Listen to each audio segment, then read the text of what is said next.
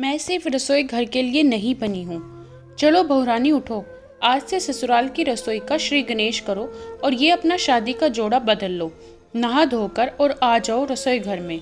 हाँ जी दीदी, ननंद शालू से कहते हुए विस्मय करती एक दिन की नई दुल्हन दीपा उठी और नहा धो दूसरा थोड़ा हल्का लाल रंग का जोड़ा पहन पहली रसोई की रस्म करने हेतु रसोई में आ गई। बहू, सबसे पहले तो हलवा और पोहा बना दो, फिर खाने की तैयारी करना। जी, खाने में क्या बनाऊं?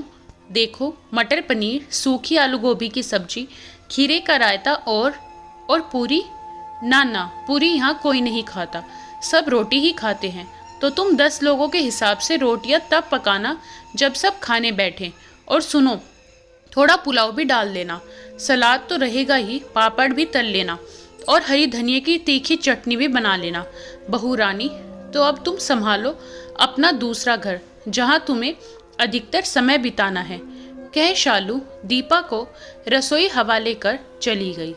जी ठीक है, कहते दीपा रसोई को आश्चर्य से देखे और रसोई उसे देख मुस्कुराए।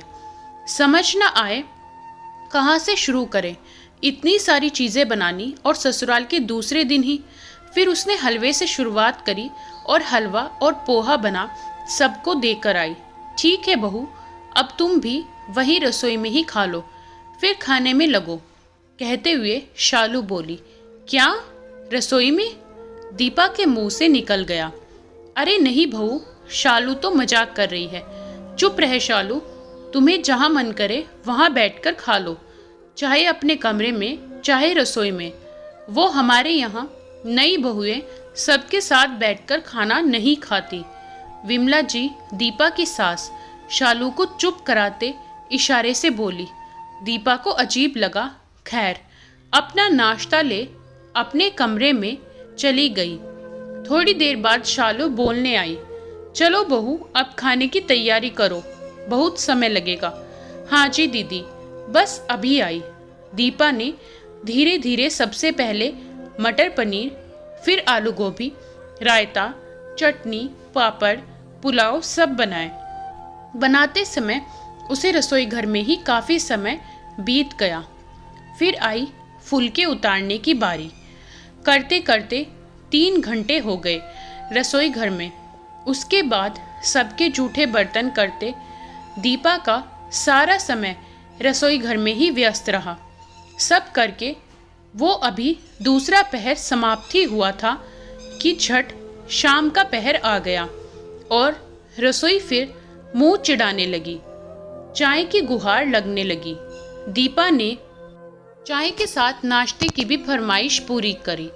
बनाते करते रात के खाने की तैयारी भी आ गई। फिर जूठे बर्तन मुंह चिढ़ाने लगे। दीपा को सब करते रात के 11 बज गए। एक तो भारी जोड़ा और ऊपर से इतनी गर्मी।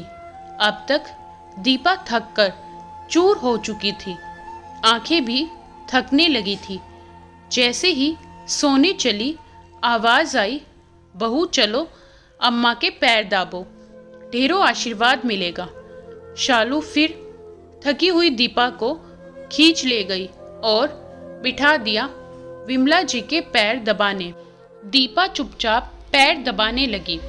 सुबह तक जो मुस्कुराहट चेहरे पर थी, अब आंखें बंद होने के साथ फीकी पड़ गई थी। आंखें अब बिल्कुल भी साथ नहीं दे रही थी। थक हार कर थोड़ी देर पैर दबाकर दबी आवाज में बोली, मम्मी मेरे सर में दर्द हो रहा है, क्या अब मैं सोने जा सकती हूँ? हाँ ठीक है, जाओ। कल फिर सुबह जल्दी उठ रसोई घर में घुसना होगा। और सुनो राघव, दीपा के पति, अभी तुम्हारे साथ नहीं रहेगा। हमारे यहाँ लड़की जब पग फेरे की रस्म कर लौट आती है, तब से पति पत्नी की नई जिंदगी की शुरुआत होती है।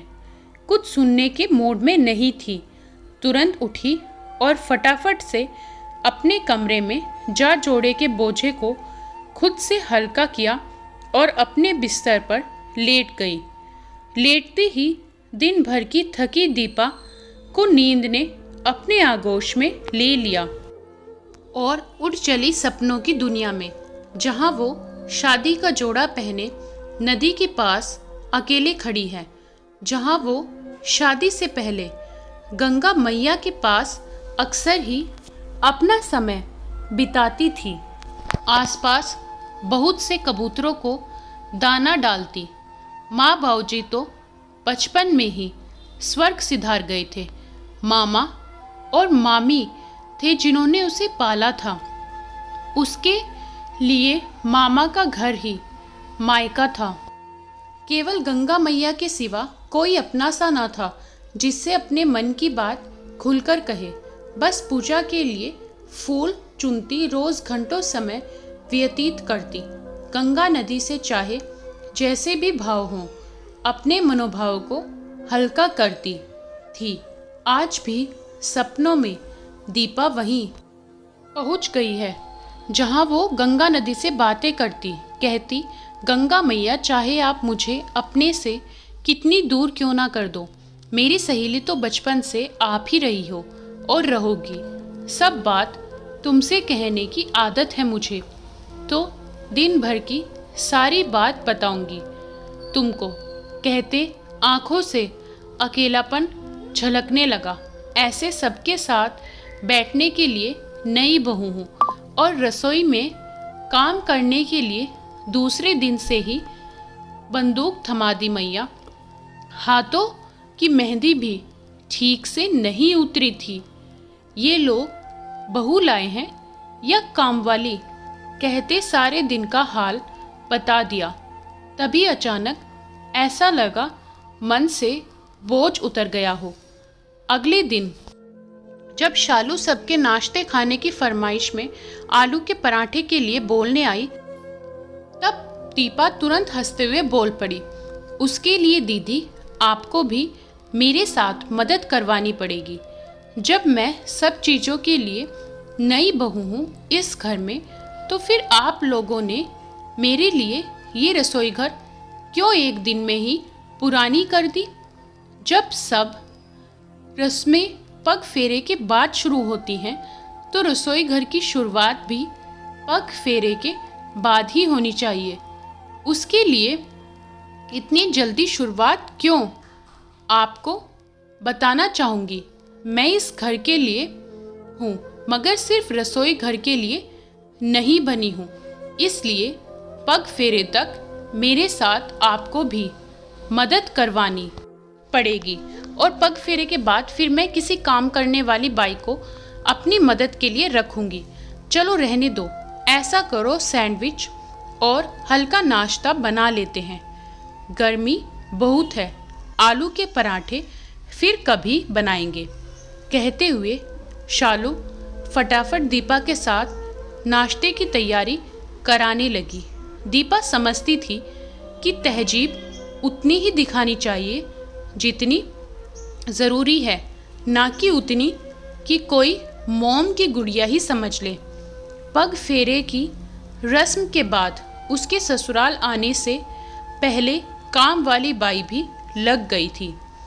इस बात को राघव, विमला जी और शालू तथा उनके सभी लोगों ने समझ लिया था, क्योंकि दीपा ने पहले दिन ही अपने मन की बात बोलकर सबको अपनी अहमियत भी जतला दी थी, जो उसे गंगा मैया ने दिल की आवाज़ के साथ कहा था कि तुम सिर्फ रसोई घर के लिए नहीं बनी हो, अपने लिए ज़रूर बोलो।